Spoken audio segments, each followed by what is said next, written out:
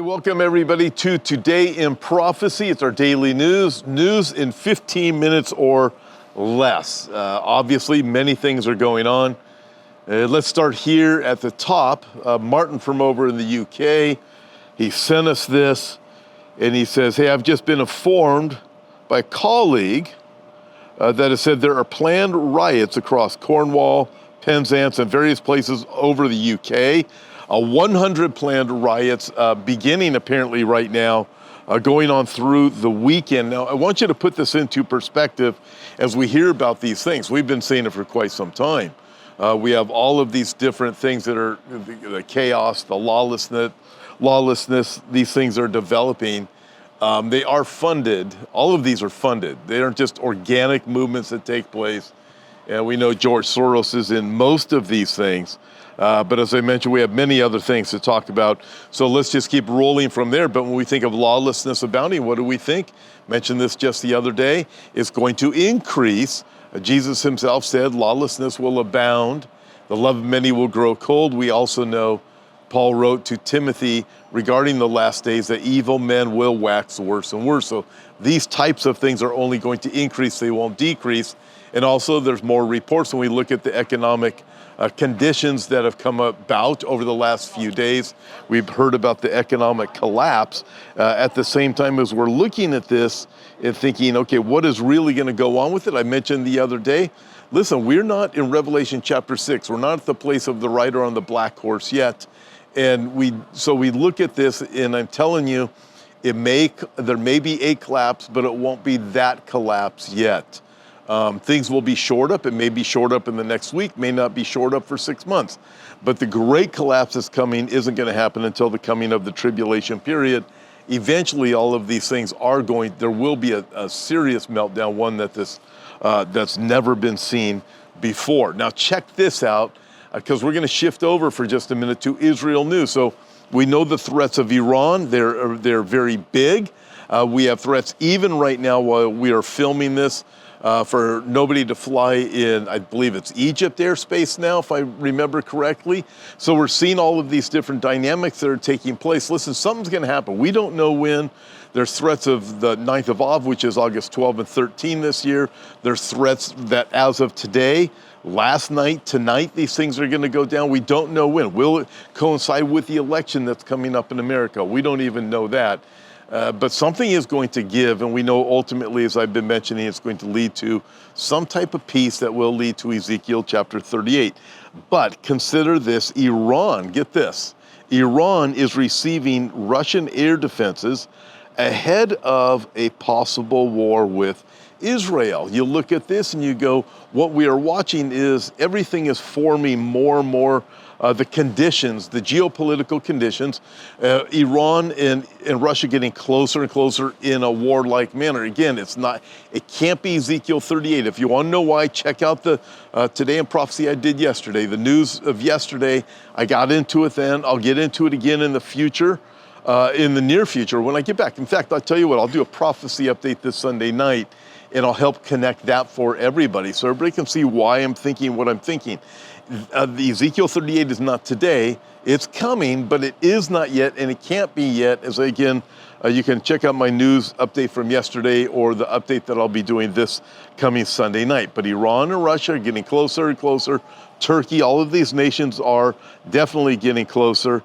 And then we have this. So you throw in all of these things together. This is what I wanted to get to. This, to me, is big news. It's all big news right now. But Venezuelan, what's his name? The president? Is that what you call him? Maduro. You know, the commie that's been falsely elected. You know, because if you didn't vote for him, I guess you were in trouble. Guess who he's criticizing for all of the wars? All of the chaos that's going on in the country, the civil unrest, the threat of civil war, and actually civil war happening in some places. Guess who he's blaming? That's right, he's blaming Israel. Get this. Venezuelan dictator Maduro blames Israel for unrest. In fact, it's absolutely awful. What's he say? Always the Jews' fault. Venezuelan dictator Nicolas Maduro blames Israel for civil unrest after he stole the election. So you see these things going on in Venezuela, and what's he going to do? he's blaming Israel for what's going on there. It's just, you look at this, what an easy target, especially right now because the Jews are being blamed for pretty much everything. Okay, now you ready for this? Get this.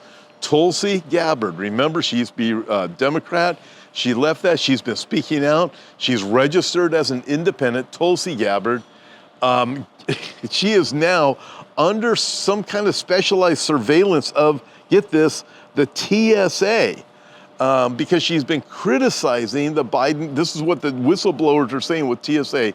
You got to get this too. She's been criticizing the Biden-Harris regime, or the Harris-Walz regime. We need to do a special just on those two. I mean, can you imagine this? I mean, it's just insane. That guy is so stinking wicked, it's unbelievable. But nevertheless, that's another newscast in and of itself, or a whole message in and of itself.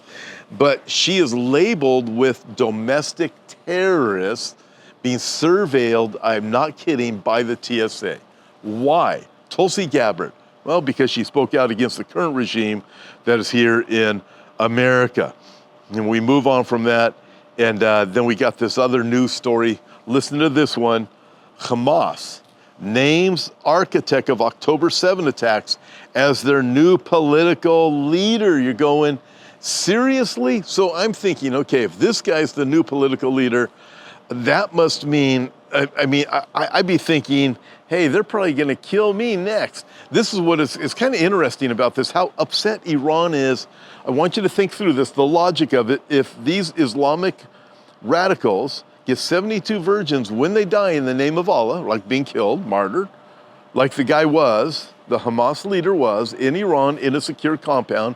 If he gets 72 virgins, then why would Iran be so upset at his death? Why would the Muslim world be upset at his death? Because they die as heroes. So if they go into this wonderful place of paradise, they get 72 virgins and everything is glorious, shouldn't they, let's think of it, shouldn't they be thanking Israel for sending them to this glorious place? Shouldn't all the leaders of Iran want that? Shouldn't Ayatollah Khomeini want something like that too? I mean, you start thinking like that, you go, well, wait a minute, that's right. Because you know why they don't? Because they know it's a lie. They really don't believe these things that are saying. They are lying, they know they are lying. So hence they know there's no 72 virgins waiting for anybody, but they tell younger people that, they tell moms that, so they'll send their kids in to be bombers. They'll make their kids into terrorists. They don't really believe it themselves. If they really believed it themselves, Ayatollah Khomeini would be say, take me out, and they would be praising Israel for taking out all of their leaders. That's a fact, Jack. Hey, listen. Join me this Sunday night. I'm going to do a prophecy update for you guys. Join me on Sunday morning also. We have so many different things going on. Also today, we have You Can't Make This Up with, get this, Kurt Reed is today on You Can't Make This Up. It's going to be great, and I'll do my best to keep on updating you. Right now, you can tell we are in Alaska, as I mentioned. We're in the area of Sitka, Alaska. It's absolutely beautiful up here, and I can't wait to do this update for you coming on Sunday night. And, oh, by the way, next week I'll be in North Carolina. Join me there. Check out the website, hopeforourtimes.com. Get the information there. You need to register for the North Carolina Prophecy Conference coming up next a week from Saturday and Sunday. God bless you guys.